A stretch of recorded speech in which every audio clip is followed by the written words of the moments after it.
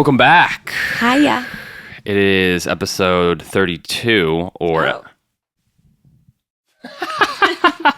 There it is. Got it. Missing your windscreen over there. Just blasting noise without it. It is episode 32. Episode 32 in total, episode 2 of season 2. Yeah. 2. Well, we're just counting sequentially because it makes more sense on YouTube and stuff. Yeah. And Spotify, right? Yeah. And our own brains. And our own brains. So we had a great Halloween season. Slex DJ'd twice. I went to 2 different parties dressed as 2 different types of people, which is just crazy. Which, if you want to see the one, go check out the last episode because she was the space cowgirl. And then what were you? A hippie. A hippie. Yep. I actually had this headband. It's like a leather strap with a peace sign carved into wood from literally the 70s when it's like my dad's. So I was very authentic.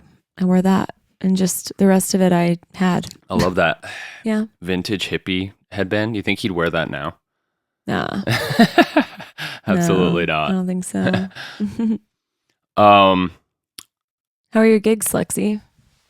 Gigs were good. Well, I did the Halloween one at Fort Beachy, and at the time, it was great. There were mixed reviews afterward, but no need to get into that. And then, what was the other one? I had 2? Yeah, because you couldn't come to the party. I went to Res. Oh, right. Because Elyse went to Disclosure. Elyse, how was Disclosure? Sick. Very cool. My one qualm. Uh-oh. I have 2 qualms. My first qualm is that getting in, it was at the pier in St. Pete, and it felt like they didn't have any infrastructure around like building lines to get so many people to come in. And it was a Friday night, so everybody gets out of work at 5. So by the time everybody gets there, we all like had just gotten in right when Disclosure started. And it was an early show, which I love, but like they only had until 10 because I think noise ordinance and stuff. So we got right in, saw Disclosure, and then had to go. But such a great location for a show. Like afterwards, really we just walked to the strip and like had a drink, and it was really, really fun. My second qualm, I don't like 2. when DJs have a bunch of people behind them because You think it's tacky or what? I'm just distracted by everybody else wanting attention, and that's annoying. And of course, if you're behind the DJ, you want attention, but like it's not about you. I feel like that's my qualm in life is like, it's not about you most of the time. So stop trying to make it about you. So it's just kind of like, elevate him is how I feel. But we did speak with our lawyer, or what is he? Our estate. You're not using your microphone. Oh yeah, sorry. Yeah, he's like our estate attorney. Yes. Whatever. And he was saying that like the art is lost of people are like just watching the DJ when instead you should be dancing and like not focusing on the DJ. The DJ is providing the vibe and the music. We have now turned it into like a performance, which no hate on that. What our attorney said was very insightful because he was a former DJ. I'm not sure if people want to know his name or his past, but yes, and I agree with that. But it was only natural that as the popularity of DJs grow, they become the center of attention, the person. So you do want to see them, It is primarily about the music, but what? Why are you? Says the DJ. I know. No, actually, no, not even. People should be looking at the DJ. Not even selfishly, but like as a DJ, I want to see what the DJ is doing. Of course, the music is what's the most important. If they're playing like absolute trash, it's like you'll be like, oh my god. But I don't know. I think there is some spotlight on the person that's playing the music as well, personally. Mm-hmm. But yeah, people do make it about themselves. Like I'll DJ. Not even at like a big club, and there'll be people, usually girls, that are like, they'll be like mouthing the words because I can't hear them. They'll be like, can I come up there? And it's like, first of all, we're not allowed. Second of all, I don't know you, so I don't want you up there. And third of all, why do you want to come up here? Like, you don't know me. It's exactly what Elyse said. It's just to be seen, right? When is this happening? I've told you that at like Lower Deck. Huh. Don't play the concerned wife card. Oh, didn't know I've that. told you about that. I tell Elyse to come up and she gets nervous. Because it's not about me, and also I don't like attention like that. You will. Like you will like attention. You will want to come up though. Well, yeah, For sure. eventually. Anyways, but that was a great topic to talk about. And Rez was great the next Oh, night. yeah. So Elyse went to Disclosure with some friends, and then my good friend Chris ended up, his wife ended up not being able to go, so I got her ticket. Thank you, Marina. And we went to see Rez. And I don't dislike Rez in the least bit, but I wouldn't say I like listen to her that much. So I don't really listen to that like heavy, like mid-tempo kind of dubstep. And it was so freaking fun. Definitely turned up, definitely had some drinks. It was super fun. And so to go back to our attorney, Oh, yeah. a segue into what today's episode is about, which is adulting. Adulting. Is it what it seems? Oh, is that the subtext? Yeah. Is it what it seems? I like that. Wait, can we just do corrections quick? Oh, yeah. Go for it. I always like to do corrections, if you recall, about the prior episode. We pretty much killed it on this one, but a few. I had a gripe with the word invaluable because I said, why does it exist? Because it's a synonym for valuable. So why don't you just say, when you're like, this is invaluable, why don't you just say, this is valuable? Technically, it actually means more than valuable. Because it's like, it's something that's so valuable, you can't put a price on it. But it's like, that means valuable, right? More than. So I was technically wrong, but I still think I'm right. So that was the one. I think I butchered the guzhong, which is the instrument we were talking about. It's a Chinese stringed instrument that Elyse bought on impulse. I mispronounced it. It's spelled Guzheng, and we'll put a picture right here. It is pronounced guzhong. Guzhong. Nice. And lastly, Elyse messed up big time. She said the Odyssey was written around like 800 BCE. Wrong. Circa 750 to 650 BCE. So 40 years off? 50 years off. Wow. So it's pretty bad. Ugh. Pretty bad. And that was it. So overall, we pretty much nailed it. So go check out that episode. Moving on to today's episode. Adulting. So we are 34 and 35. Mm-hmm. And we're right in that like time period where you're out of your 20s, you're into your 30s, but you're into your 30s now longer than just being like lightly into your 30s. Yeah, it's not your 30th birthday. You're not having a big party. The fun's over. Yeah.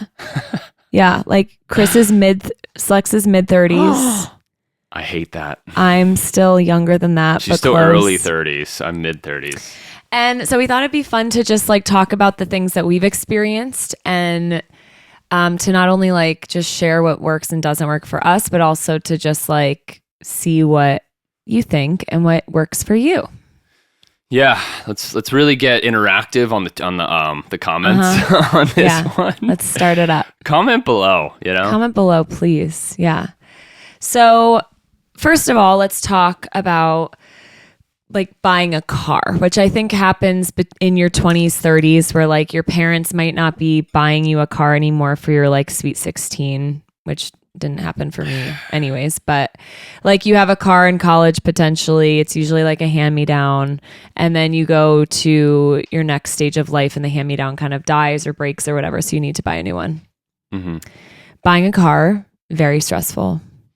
Well, you have the full experience. I have like the kind of like very, very watered down experience with your dad. Yeah.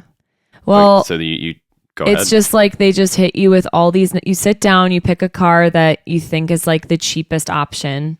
So I got bare bones CRV. I loved that car, but yes, it was great, but like not even a a roof window. What is that? A sky roof. A A moon roof. moon roof, yeah. And it was like 30 grand, I think, maybe 27 grand.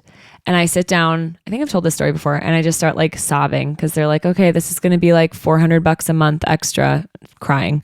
And then they're like, but we could drop it down to like 300 a month, sobbing. I had to keep like getting up and leaving the desk to go like cry in the bathroom. Which is because of the financial responsibility you're taking on. So intense. And if you don't pay it, like all You these go to crazy jail. things will happen, or they'll take your car away or whatever. Like just so aggressive. The debt collector gonna get you. So just like telling you that like it's not usually just like buying a car. It's like they have to run a credit check on you, and then they have to like, you have to sign away literally so much of your life. And when you're young, I was in my 20s still when I got my car. I feel like it just felt like your life is like, you're writing away your life. Was that the first loan you took out? Yeah. And taking out a loan is like so stressful, and you know, so lucky I didn't have to do one for college. I'm sure that is like even worse Yeah. because you're like even younger. Oh yeah, it'll haunt you. Yeah. So I never, I still haven't like flat out bought a car. I bought a car off of her dad, like kind of, for an extremely discounted rate. But yeah, none of that like taking out loans or anything. So I rock. Maybe I'm not an adult. Maybe you're not. That's what we're going to learn today, that Slex is not an adult. I'm a man baby. So then next for us, we got married. I feel like that was the next like big, well, first we moved in together.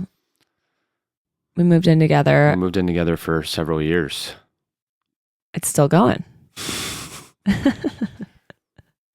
From 2014 to question mark. No, not 14.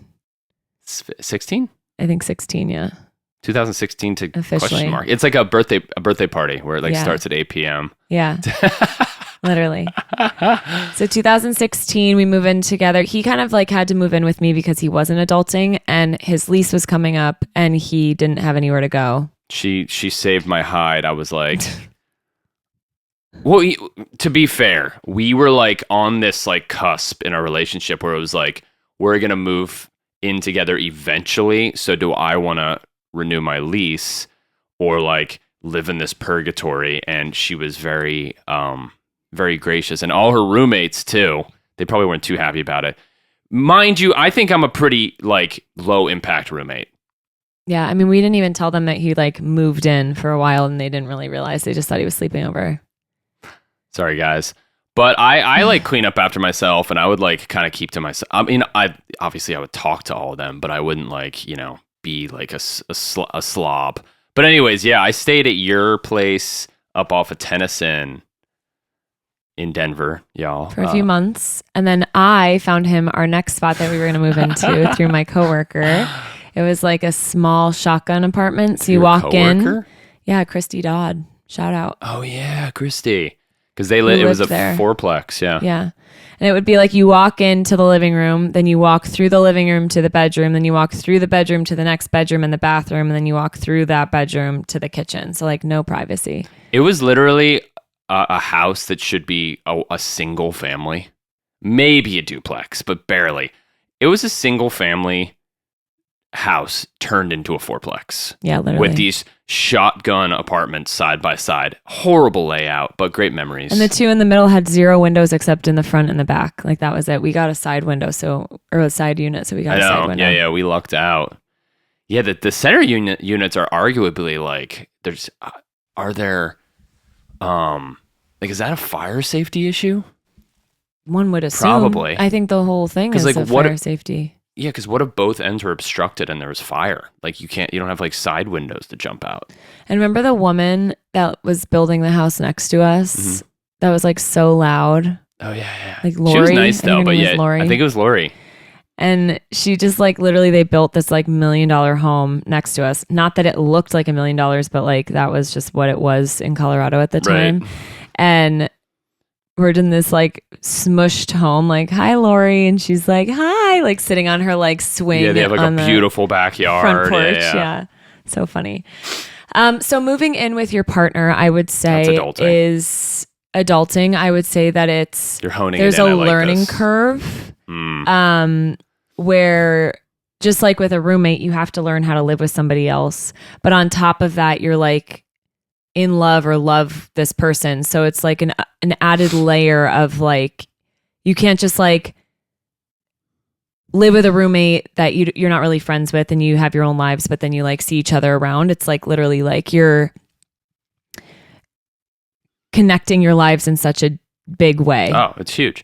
I mean, this might fluff the feathers of certain older generations because it's like untraditional to live together before you're married or whatever the hell. But well, first of all, you don't have to get married. That's another thing. Like that's, not necessarily for everyone. But if you're going to be in a relationship and you plan to get married, I think living together before that is absolutely crucial. I agree. Because it's just like you have totally different lifestyles and you could love someone so much, but you could absolutely hate how they live. And if you've never known that, then day one of your marriage, all of a sudden you're like, oh my God, they don't wear pants for the whole day. And I hate that, Yeah. Or like they're disgusting and leave like pubic hair everywhere. Yeah, yeah, exactly. Oh my God, they leave pubic hair everywhere. You're able to set up, Elyse is checking on the crackers. She's making crackers, #adulting. Crackers are good, y'all. But yeah, I think it's like setting the precedent on either side of a relationship, of a partnership. Like, hey, this is like how I do it. This is how you do it. How do we figure it out together? I just think, and actually Elise's sister and her boyfriend are kind of figuring that right now, which is great. I'm pumped for them. Yeah. Because Brianna has lived alone for years and she's got her way and so does Anthony. So it's like, got to do it. Yeah. Yeah.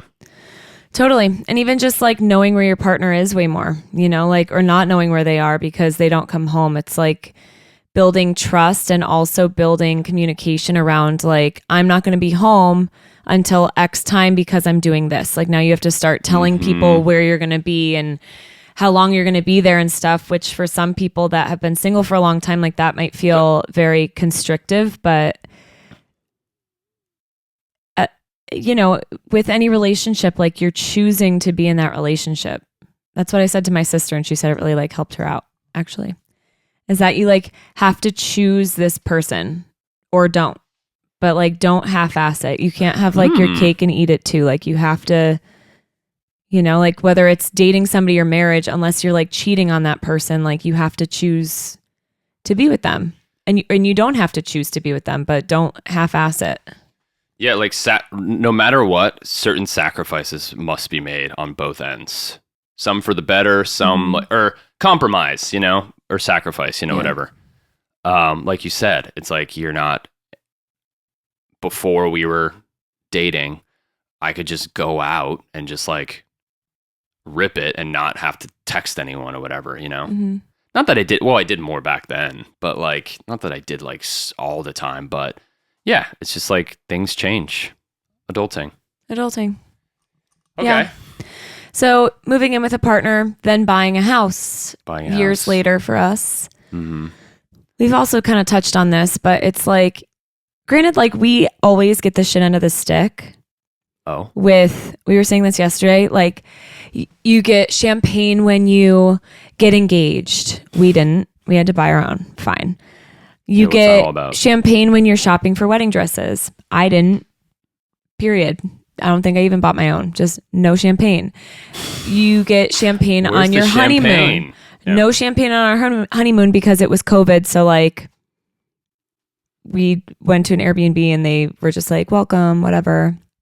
Did we tell him it was our honeymoon? Probably. We must have, yeah. Didn't get champagne when we bought a house. Life is all about realizing that you're just not going to get champagne when you think you're going to get it. That's adulting. I remember I was going to propose to Elyse in Thailand and I was like, I told them the whole deal and they're like, oh, congratulations. And I was like, is there like some type of like complimentary champagne? Granted, it's like, yeah, it was reasonable with the exchange rate, like how much we were paying, honestly, for how beautiful the hotel was. But it's like, we're still paying a good amount of money. And I'm doing you guys the honor of proposing at your place.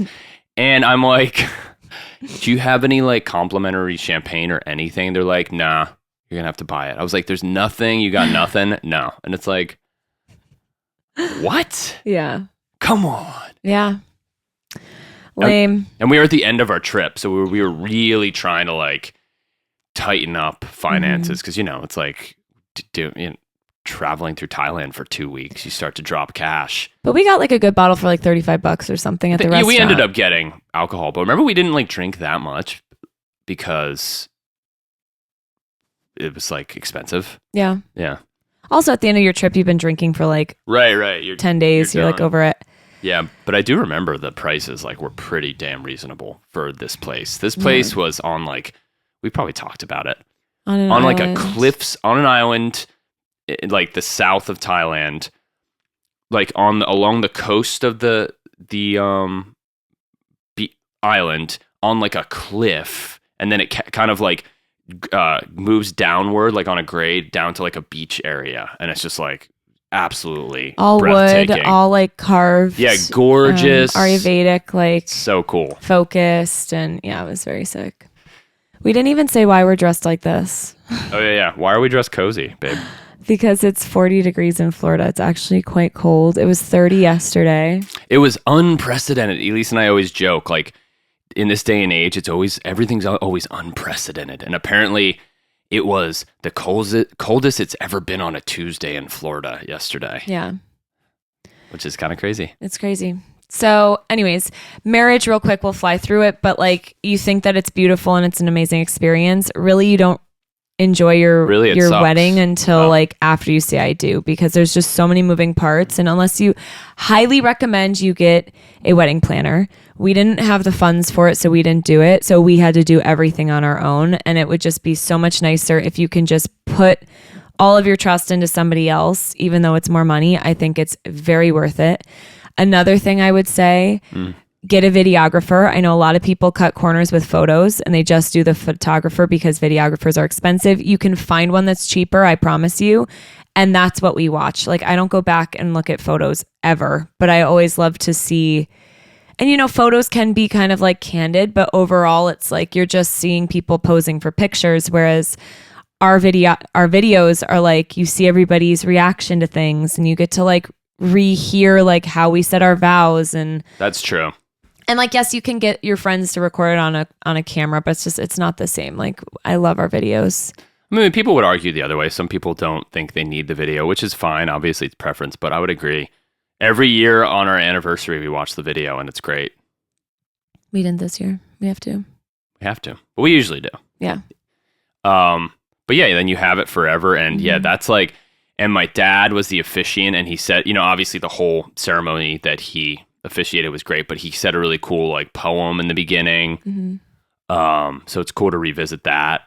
But yeah, it was there was like a lot of emotion surrounding the build up to the wedding, not just because of the love, but just like, it was COVID, so there's stress and there's this and that. And I remember it's kind of embarrassing to watch back, but it's not. It's like fine. I cried my whole vow. It was hard to talk, and it wasn't. No offense, Elyse. It wasn't just the love, which obviously was an overwhelming thing, and the reality that like this is the new journey we're going on in a positive way. It was like, I remember it was just like this release of tension that was inside my body. You know what I mean? And it was like, it was weird, but also great. Yep. Yeah, we didn't know if like people would be able to even like get there because everybody had to fly in. There was not a single person.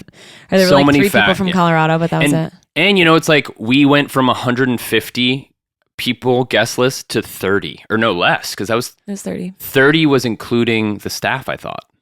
No, I don't know. Oh, whatever. Around 30. So that's a massive cuts. And of course people get it, but at the same time people were upset. So it was like also navigating disappointed people, and it was like it was insane. Yeah. Adulting during COVID should be another edition. Yeah, literally. So then we have buying a house. We get to Florida. Well, not even. We bought our house sight unseen. We put down 12 different offers. Didn't get any of them. And Elyse, she led the charge on that all day for sure. The wedding or the buying the house? Both. I know. I'm just kidding. Just trying to get, attention. So yeah, buying a house, really tough because you have certain things that you want to do. Of course, if we were here, it would have been better. But at the same time, it would have been driving around to probably 20, 30 plus houses. And we were buying in a time where like literally all of the houses were flying off the racks, the shelves like hotcakes. The houses were going like hotcakes, but sorry. Go ahead. No. You're probably going to talk about it. You deserved to talk about it. You did everything. Let talk about it. Well, what you have to do is we use Redfin, which is like an online site that you pick your realtor through them. And just based on like pictures or, you could talk to them, whatever. And then they send people out, either themselves or other people, to go view the house. And when we were abroad, or not abroad, we were in Colorado, it would all be through video, like FaceTime. Mm. So we would sit down, or they would take videos and they would send them to us. Which is... It's one of the things where like, in general, I think like a big life lesson is like, don't have expectations for things because you expect the process to be like, you find your dream home and that's it. Or like, it's easy and simple. It's like very much not. And we would write letters to like the homeowners to be like, please let us buy your house. And like people would get higher offers. So they would just pick them, Oh yeah. You can write yeah.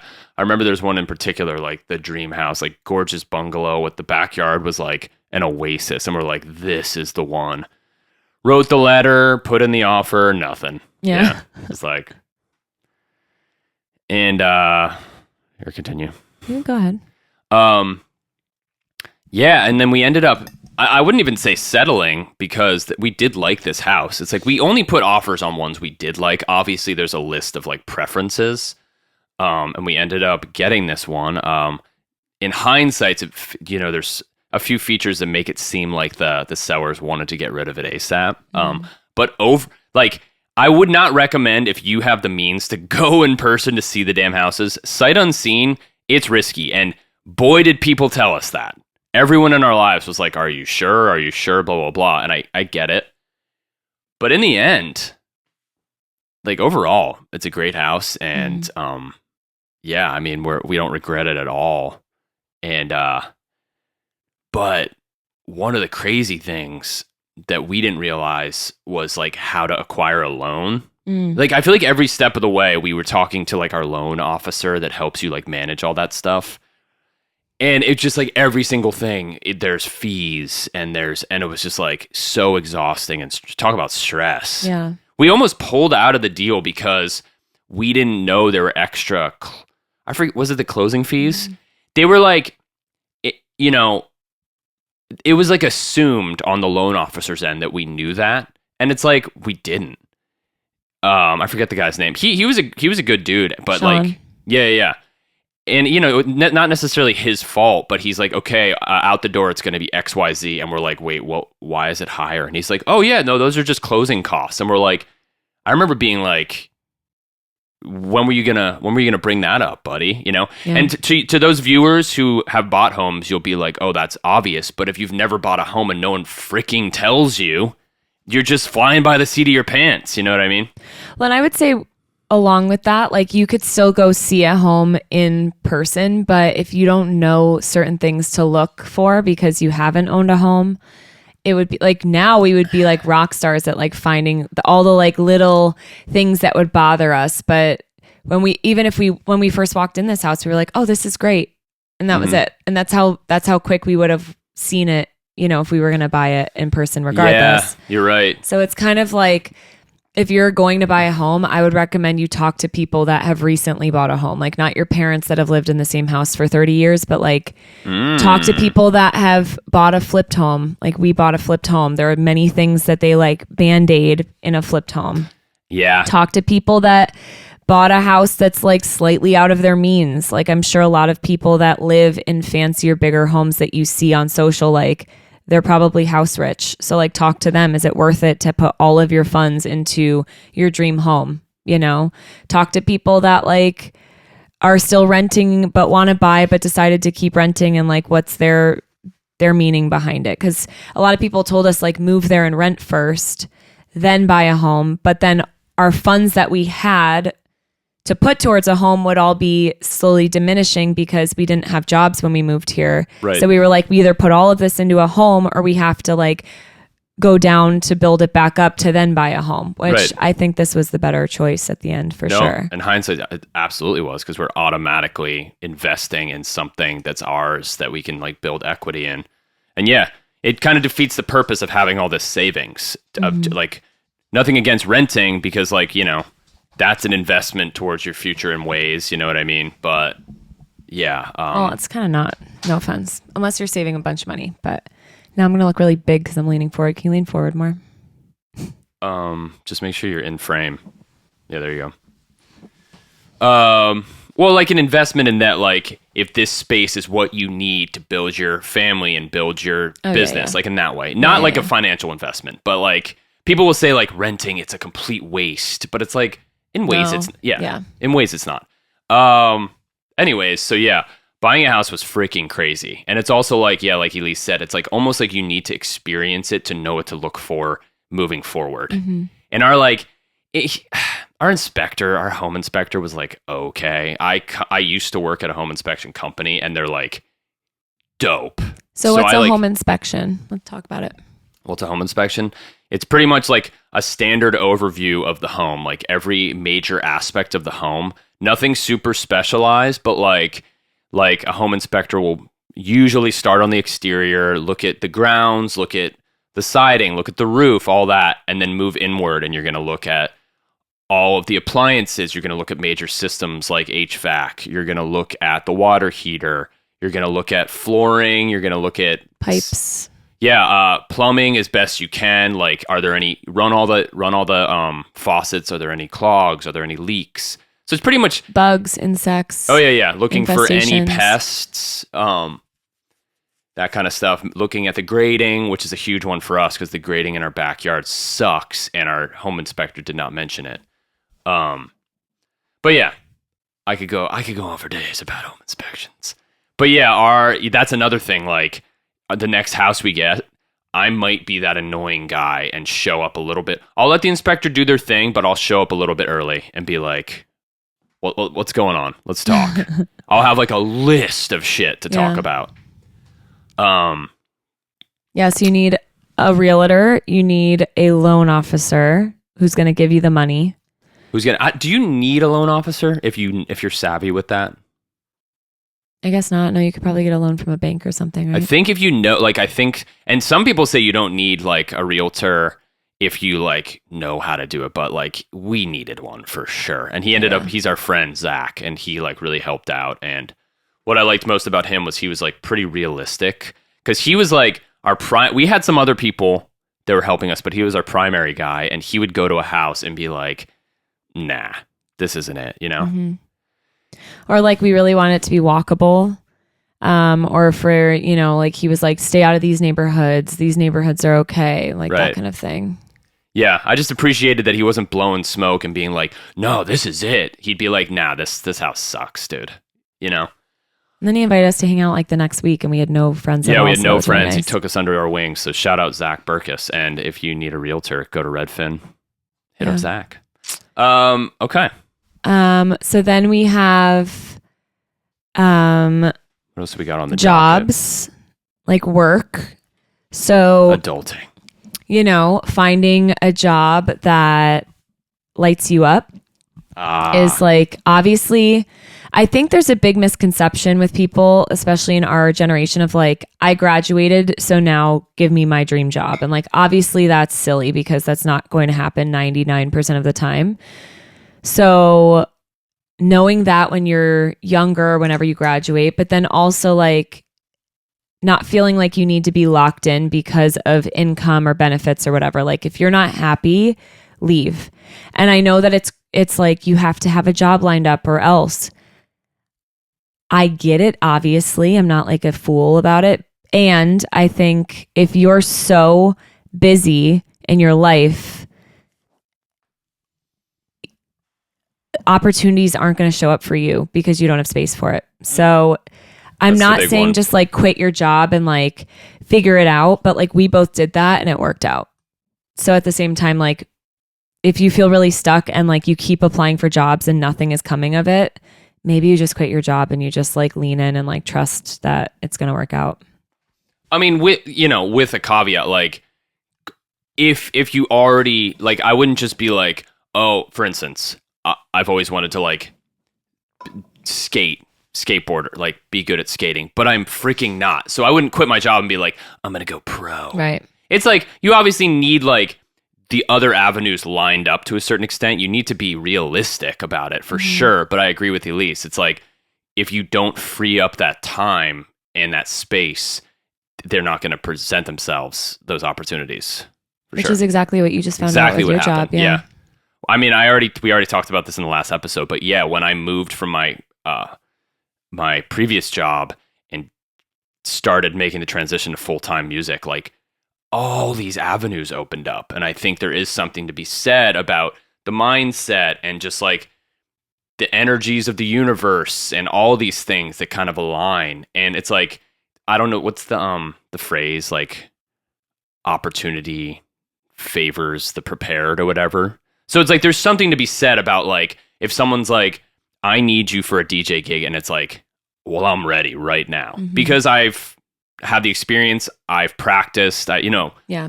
So, and same with Elyse. Can you do a teacher training? Hell yeah, I can do a teacher training. Like, it's lined up, it's completely structured, you have your pricing laid out, all that, Yeah.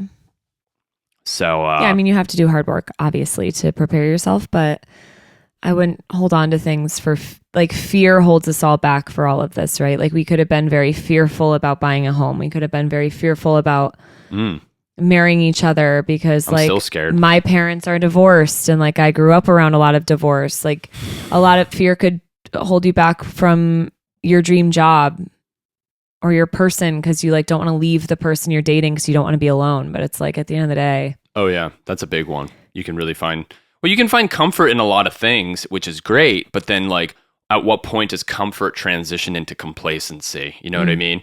And I can be guilty of that, where it's like, you just like find this rhythm that's comfortable, but then it's like, well, are you like growing? Are you, Right.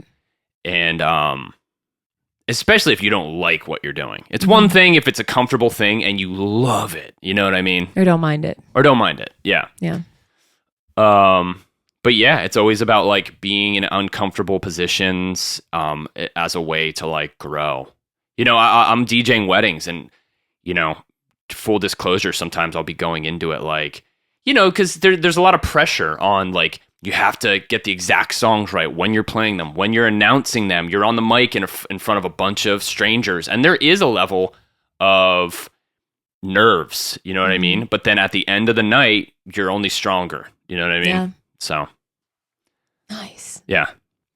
And then finding like, I think a big thing with adulting too is like knowing that these moments, these like years are preparing you for your future.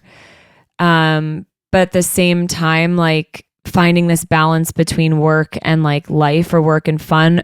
And then on top of that, not being so busy that you don't have any time for rest because like that's really hard as an adult for us at least to find rest. Like Slex takes 0 days off. He's literally working every day and he'll have chunks of the day where he's like, okay, I'm done for the day or something. But like you don't take any days off. Well, it's tough when there's like your passion and your work now they're one and the same, So it's like you could always be doing something and there's a million avenues you could be cultivating, for me at least, whether it's generating content or doing the videos or writing new songs or remixes or networking, da da da da. So yeah, like Elyse said, it's like rest is arguably just as important as the work, Yeah, definitely. Or then you get sick or you get injured or something because you're not giving yourself space. And like where your inspiration and your drive comes from often can be like those moments of silence. So even if it's like meditation if you don't like meditation. So you instead do like a float tank, or you do like a massage or something where it's like you are not thinking, or you are thinking, but like your mind isn't being filled with all of these surroundings all the time. We're taking a yoga class, like whatever it might be. Like where can you, ceremonies, like where can you find these moments of like refreshing ideas, because you're not just like doing everything all the time. Right. You know? Absolutely. Elise meditates every single day. Yeah. And no matter what, like if she can't get it done in the morning, she'll squeeze it in somewhere else, because that's like a necessary part of her routine. And so does Kiwi. I mean, Kiwi needs to zen out. Kiwi meditate together. And Pip. Yeah, our Pip's kitten's been meditating with us. Sprout too. will sometimes, but sometimes she's like, she'd rather just rest. Yeah. And she likes her me time. Mm-hmm. We have all the animals in here right now, and they're being very good. Knock on wood. Yeah. But so our biggest thing that we have done to adults recently has been getting financial advisors. And we knew we wanted to invest. We didn't know where to start. Right. We could have looked up how to start. We've talked to people about how they invest. But at the end of the day, Slex just happened to meet this guy, Cameron, at a networking event. Shout out Cameron Fiorello, who is a financial advisor for a company in Tampa who wants to work with DJs and people like Slex. So we met with another financial advisor. We ended up going with Cameron, and the way that they do it is they like set you up for success, where like from the very beginning, there's like a 5 or 6 step process. It starts with like, how do you protect your assets? Yeah, step 1. So like insurances, health insurances, life insurances, if you get hurt, disability insurance, having the right coverage in car insurance. We actually realized this is coming off as so boring, and it's like every time we have these meetings, Elise and I are like literally like slugs. We're like melted slugs by the end of it. But it's like it all makes sense. He's like, so they're a partnership. It's Cameron and Mike, and Mike was telling us it's like, what happens if you get in an accident with someone and they don't have insurance, so they sue you because it's quote unquote your fault. There's a type of coverage that you need that protects something like that. Mm-hmm. So they're not taking you to the cleaners. Like the non-uninsured. I think that's what motorist. It is. Yeah, non-insured motorist. And which we didn't even know what that was. They took a look. We had Progressive. Mm-hmm. We didn't even have it at all because we didn't know what the hell it was. Yeah. And we're like, we wanted the cheapest option. We're like, we don't need that shit. You need it. Yeah. So we switched to Geico. And we bumped up like all of our premiums a little, or our, what's the word? Premium, yeah. Or the deductible. Deductibles and stuff. So deductible is like how much you have to pay until they start paying. Premium is what you pay every month. Upfront, yeah. So like we updated that, didn't even know what disability insurance was, but like we're both very active in our jobs. If we can't work because we get hurt, we get money from that. So like just all of these things are, life insurance we never had. We just set that up, No one our age does. Like most people. But it's like, you think about if something were to happen to me or Elise, how it would affect the other. You know what I mean? Mm-hmm. It's like stuff like that. And it's like the amount of money you have in your savings is only good if you have it. So if something happens, like you get sued, right? Done. You know what I mean? Yeah. Oh, when they talked about how to rename your bank accounts so it's protected from liability. All these little like tricks and stuff. Wow. If this isn't an adulting episode, I don't know what is. Yeah. Yeah. So you have to rename your bank account to payable by death or something like that. Yeah. Transferable by death. Yes. And it's basically like as soon as I die, like it goes to Chris. Like no questions asked. Because otherwise it'll get tied up with the like the the government. Mm-hmm. And you have to like fight for it. Yeah, it's like a whole thing. Yeah. So you can figure that long before anything happens, and then also our joint account, you have to name it joint by tenancy or something. Mm-hmm. To make so for instance, if I were to be sued, any of my personal assets could be vulnerable, but because we have a joint bank account, that's hers too. So none of that can be touched because she's has nothing to do with what happened to like on my end. So it's like fun little trick. So if you're married, get a joint bank account. Yeah. Joint savings and stuff. Yeah. And then the next step is Where are we at? savings, right? Or no? Yeah, after protecting, it's like about optimizing savings. And that's kind of where we're at right now with them, right? Yeah.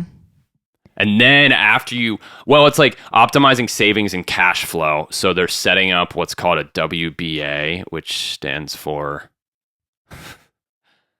the hell does it stand Doesn't for? matter. Whatever. Which you run funds, all your funds go through there, and then you allot... It's pretty much you allot an allowance for yourself, and then everything else can either be savings or then you can start investing in stuff. So pretty much you're protecting your money from yourself because, you know, if you look at your bank account and you have X amount of dollars and then you go out, you're like, oh, I have plenty. Right. So if you have more, you're going to spend more. End of story. Yeah. So it's like a cool way to like limit yourself. You know, you're not restricting yourself. You're not like impoverished, but you're just not spending superfluously. Hello. Okay. Yeah. Oh, and then they also had us get the attorney that we were talking about for a will and testament and things like that. So yeah, we're just like setting We're on fire. We need to things schedule up that to meeting. protect. Yeah. Not very adulting of us. We need to schedule the meeting, but yeah. So just like getting people to help you in areas that you don't know about, like not acting like you know everything and then learning from that. And I think that's like spending money to make money, really, in that sense of like, we could have learned how to invest. Would we have? Probably not. Would we have gotten all of this extra knowledge? Probably not. So like getting Cameron and Mike to help us is like helping us learn about it in a way that feels more, you know, comfortable for us. Oh, it's insane. I like don't regret a single second of it. And whatever they make a percentage off of certain the life insurances we implement, and then also certain investments. There's like, you know, like a commission or whatever they call it, worth every cent. Yeah. Because it's just like, so if anyone's on the fence about it, hit us up. We'll convince you. Yeah, we can hook you up with them too if you're interested in it. Yeah. Okay. But yeah, is this a boring episode? Comment below. I think it's good. I think it's fun. You got to know about it, you know? Yeah. We're just passing along what we know. Yeah. All right. So next, we're going to play a game. Our favorite, favorite game. How well do you know your partner? Or as we like to call it, HWDYKYP. Oh. We still got it. We It's still got it, ingrained, baby. We didn't play How Well Do You Know Your Partner last. We didn't. Nope. But anyways, we're back, baby. Well, because we played it on our social to promote the episode. So that's why. Got it. Okay. All right, here we go. So, adulting edition. Adulting edition. Okay, we have who is our friend or someone we know that's around our age that is the most adulty adult. The most adulty adult around our age. Interesting.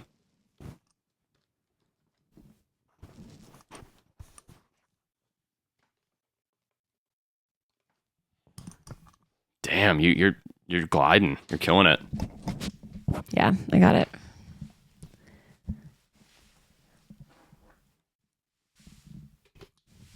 Three, two, one. Chris Scott. Oh, Anthony. I was gonna say Anthony though, but they're pretty much the same. Chris Scott is an absolute adult. Yeah. That guy crushes it. Chris Scott, one of my best friends. Shout out Optic Nerd. Literally knows all the things about being an adult. Dude, it feels like. yeah. Still learning how to be a parent, as everyone will be. Sure. Because your kids keep growing, so you have to keep evolving. But him and Allie, absolute power couple. Yeah. As far as like, I mean, you know, I'm sure everyone's still learning. I'm sure they're still learning things as they go. But yeah, great parents. That's a great one. Yeah, own their own home, built their own home. Really, sold a business already, created another business. I mean, he's on fire. On fire. Shout out Chris Scott. Okay, who's the least adulty friend? But then Anthony is Brianna's boyfriend, and he crushes it. Yeah, like. Bought a house. Like I've talked to him about, you know, he's really savvy with, I mean, he majored in finance. So he's really savvy with like knowing how investments work, and he's got 2 fire ass cars. He's got it. So, anyways, shout out those 2. Next, most adulty thing that Slex has ever done. That's a good one. Well, that's a tough one because could it involve you? Because I feel like the most adulty things I've done are with you. Whatever you think, baby.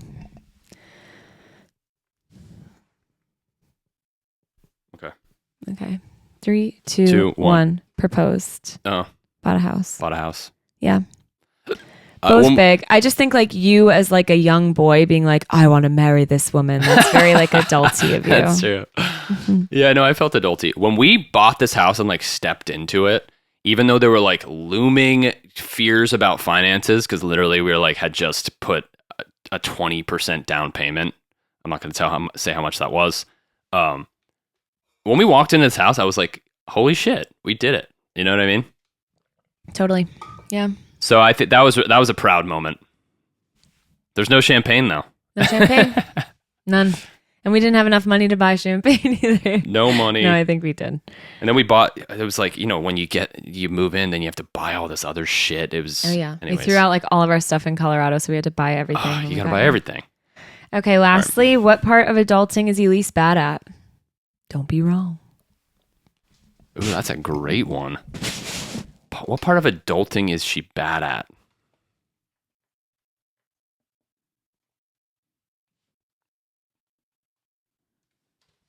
Don't look. I'm not.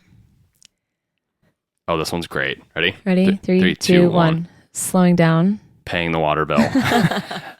She gets late fees every month for this freaking bill. I do. I've been kicked off of direct deposit for so many times because, yeah. Or like I don't have the money in my account because like all the other bills have already come out and it's like right at the end. Yeah, of course, her she doesn't do it intentionally, but we keep getting these letters that was like a late fee was charged of blah, blah, blah. And I'm like, babe. Yep. I'll take that. Yeah. Slowing down. That's a good one too. Yeah. I have been better at it lately. Yeah, but you're actually correct. Yes. Paying that bill is really tough for me. All right. Well, that's adulting so far. We could keep coming back with these since we keep getting older. Yeah, we can keep checking in, but that one felt pretty good. Yeah. One last note. You're adulting and you're getting older when you're getting excited about talking about all that shit. And I was. Yeah, I was excited too. I know. Jeez, we are old. We're old. Oh my gosh. Anyways. Yeah. All right. See you next time. See you next time. Love you. Bye. Bye.